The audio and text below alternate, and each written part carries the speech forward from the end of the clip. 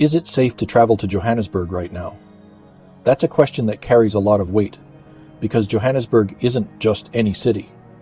It is a place where history and possibility collide, where the past is never too far below the surface, and where every street seems to tell a story about struggle, resilience, and reinvention. If you've never been to Johannesburg, it can be easy to let its reputation overshadow its reality. You hear the stories about crime, about poverty, about inequality that still lingers, and you wonder if this is a place you should approach with caution or curiosity, or both. I'm Stephen with the Travel Safety Network. For more than 25 years, I worked around the world in industrial safety and risk management, helping people prepare for and navigate some of the most challenging environments on the planet. Today, I'm focused on bringing that same lens of practical preparation to the world of travel. Because when you understand the realities of a place, you can experience it with confidence and respect. In this video, we're going to have an honest conversation about Johannesburg. We'll talk about how far the city has come since the dark days of apartheid, what has changed, and what remains. We'll explore the safety issues that still exist, some obvious, some more subtle. And I'll share what you need to know about everything from petty crime and scams to food safety and getting around. And stay with me until the end, because I'll share something that even seasoned travelers to South Africa are sometimes surprised to discover about Johannesburg. Something that might give you a different perspective on why people keep coming back. To understand safety in Johannesburg, you have to start with history. For decades, this was the heart of apartheid, a city divided by policy and brutality. Townships like Soweto were created to keep black South Africans separate from white neighborhoods, enforced by a system of laws that dictated where you could live, work, and even walk. It wasn't just a backdrop, it was the defining feature of life here. When apartheid ended in the early 1990s, South Africa began the hard work of reconciliation and transformation. Johannesburg, more than almost any other place, became a symbol of what was possible, and of how difficult it would be to bridge generations of inequality. You can see the legacy of that era in the contrasts that shape the city today. There are glass skyscrapers rising alongside streets where people still struggle to find work. There are gated communities that look like they could belong in Southern California, and there are informal settlements just a short drive away. This contrast is part of what makes Johannesburg so compelling, and also part of what makes it complex for visitors. Let's talk about what travel safety looks like now. Statistically, Johannesburg does have one of the higher crime rates of any major city in South Africa, particularly when it comes to violent crime and theft. But context matters. Much of the violent crime happens in specific areas and often involves people who know each other.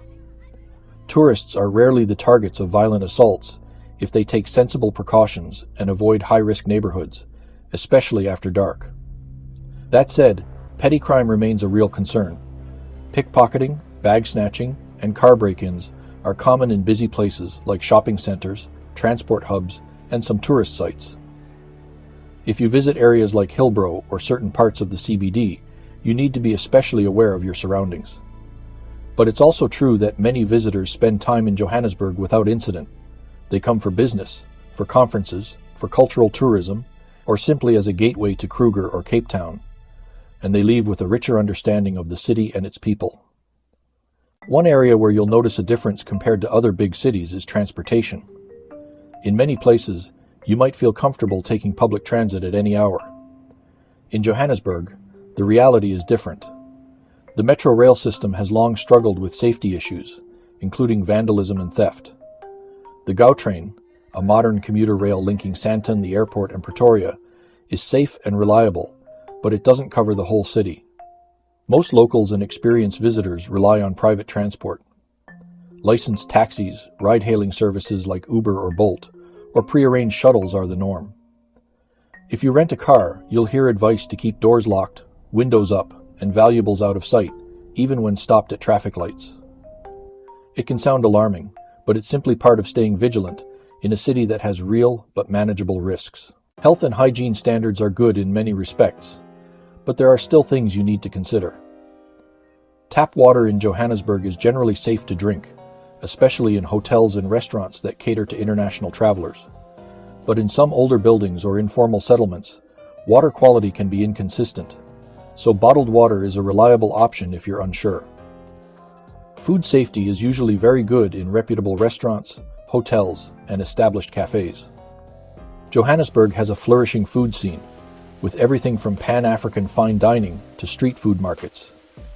If you're eating from street vendors, watch for high turnover and basic hygiene practices, like food being cooked to order and vendors wearing gloves or using utensils. One of the great pleasures of visiting Johannesburg is experiencing the energy of places like Maboneng, a once blighted part of the city that has transformed into a lively hub of art galleries, restaurants, and creative spaces. Areas like this feel safe during the day and early evening when the streets are busy.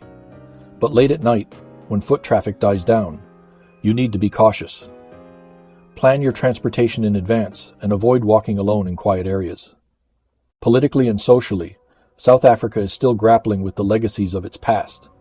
Economic inequality remains stark, and while there is extraordinary resilience and creativity, there is also frustration and tension. Protests over issues like service delivery, corruption, and labor disputes are not uncommon. These demonstrations are usually peaceful, but can lead to road closures and delays. If you see a large gathering forming, it's wise to steer clear and monitor local news for updates. Racial dynamics are another aspect of life here that visitors should understand. South Africa's diversity is one of its greatest strengths, but also one of its most complex realities. Conversations about race, privilege, and history are part of daily life, and as a visitor, it's important to approach them with humility and respect. Most South Africans are warm and welcoming to travelers of all backgrounds, but it helps to be sensitive to the context you're stepping into. For LGBTQ+ travelers, Johannesburg is more progressive than you might expect. South Africa was the first country in Africa to legalize same-sex marriage, and in neighborhoods like Melville and parts of Rosebank, there are inclusive venues and communities.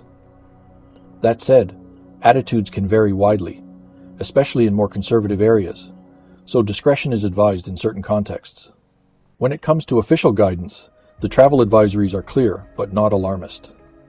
The U.S. State Department advises travelers to exercise increased caution due to crime. Global Affairs Canada notes similar concerns, encouraging visitors to remain vigilant, especially after dark. The UK's Foreign Office highlights the risk of carjackings and opportunistic crime, but also acknowledges that millions of people visit South Africa safely every year. Australia's Department of Foreign Affairs and Trade offers comparable advice. Be aware of your surroundings, plan your transport carefully, and secure your belongings.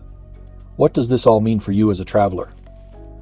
It means Johannesburg is neither as dangerous nor as effortless as some would have you believe. It's a place that requires preparation, respect, and situational awareness. But it's also a place that rewards those who look beyond the headlines to find the nuance and humanity that define this city. If you're willing to prepare, to listen, and to learn, Johannesburg can be one of the most enlightening destinations you'll ever experience. It's a place where you'll see firsthand how a country confronts its past and builds something new in its place. You'll meet people who are honest about the challenges, but also fiercely proud of the progress that's been made. So is it safe to travel to Johannesburg? The most honest answer is that it depends on you. If you come informed and prepared, if you understand the context and take practical steps to stay aware, you are likely to have a trip that is memorable for all the right reasons. If you arrive expecting the experience to feel like Cape Town or a European city, you may find yourself overwhelmed. But if you approach Johannesburg with humility, curiosity, and caution, it can offer you insights and connections you won't find anywhere else. And here's the surprise I promised you. For all the stories about crime and hardship, Johannesburg is also home to one of the most vibrant creative communities in Africa. From world-class contemporary art galleries to independent film festivals and design studios, this is a city whose cultural scene is quietly reshaping global conversations about what Africa looks and feels like today. Many travelers come for the safaris and leave talking about the art. I'm Stephen with the Travel Safety Network. If you found this video helpful, please like, subscribe, and share it with anyone considering a trip to Johannesburg. And stay tuned for my upcoming videos, where I'll help you explore more destinations with the knowledge and confidence you need to make your journeys unforgettable. Until next time, stay curious, stay prepared, and remember, safety is your travel superpower.